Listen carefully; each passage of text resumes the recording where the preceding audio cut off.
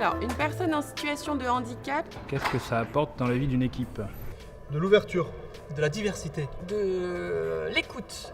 Un changement, beaucoup de questions. Moi, je pense que ça apporte un plus, justement parce qu'il faut qu'on pense le travail différemment. Pour moi, c'est un effet d'émulation. Lorsque quelqu'un qui est différent, handicapé, qui arrive dans une entreprise, toute l'équipe se met en place justement pour pouvoir l'intégrer. Moi, je pense que c'est pour améliorer la quotidienne de vie des personnes handicapées, pour faciliter la discussion entre salariés. Camille elle apporte plein de choses dans l'équipe. Voilà. Du renouveau et de la bonne humeur. Oui.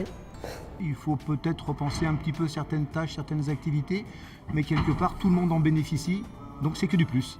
On a tendance à faire un peu plus attention les uns aux autres.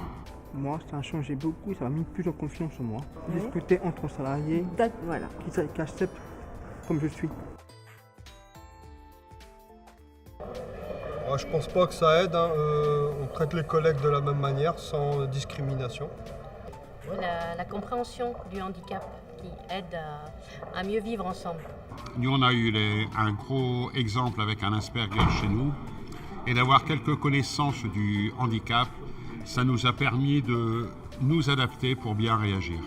Cela permet d'avoir un peu plus d'empathie, ce qu'elle vit au quotidien, se mettre à sa place et imaginer ainsi des solutions pour permettre de mieux travailler ensemble.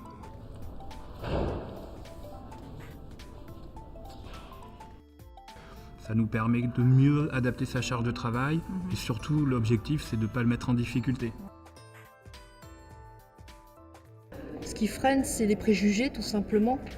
Les préjugés de se dire parce qu'une personne est handicapée, elle peut ne pas comprendre ou ne pas savoir.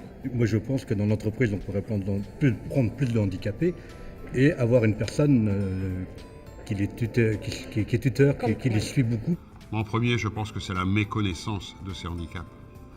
Moi, je dirais que c'est l'image négative de quelqu'un en fauteuil roulant, alors que le handicap, il est visuel ou pas, et on doit embaucher des personnes qui ont des compétences et pas forcément dire s'il y a une personne handicapée.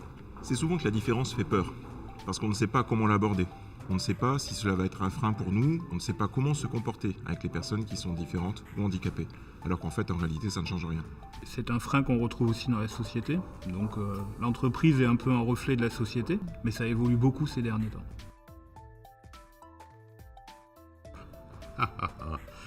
Très bonne question. Je l'ai vécu et en premier, il faudrait qu'il y ait un accompagnement pour qu'on connaisse mieux le type de handicap avant le recrutement. Ne pas commencer par penser que ça va être compliqué.